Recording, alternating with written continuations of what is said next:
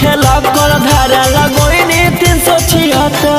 आगे देख ले बउले तो जे हमारा से छौड़ी टक्कर। आगे देख ले बउले तो जे हमारा से छौड़ी टक्कर। जोगे जोगे छौड़ी खेला कर धारा लगोइनी 376। जोगे जोगे छौड़ी खेला कर धारा लगोइनी 376।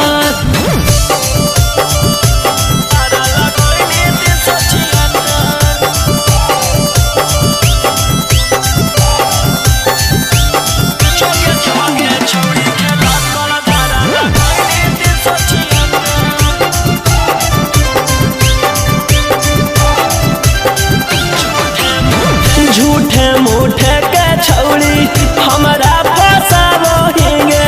जाई के थाना में रिपोर्ट लिखावो हिंगे। झूठे मूठे के छौड़ी हमारा फसावो हिंगे।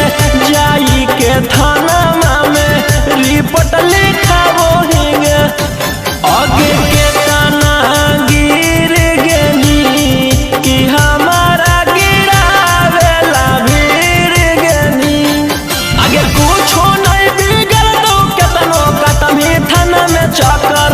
आगे कुछो नहीं बिगड़ दो केतनो कटमी थाना में चक्कर। जोगे जोगे छौड़ी खेला कर धारा लगोइनी 376।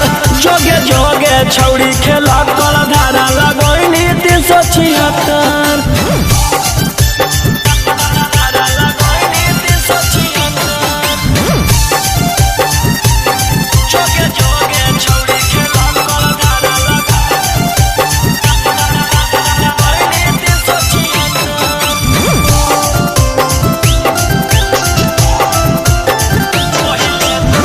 पहिले तू कोइनी भाषण मीडिया में जाई के कि तोरा मिलतौ छौड़ी हमारा फसाई के।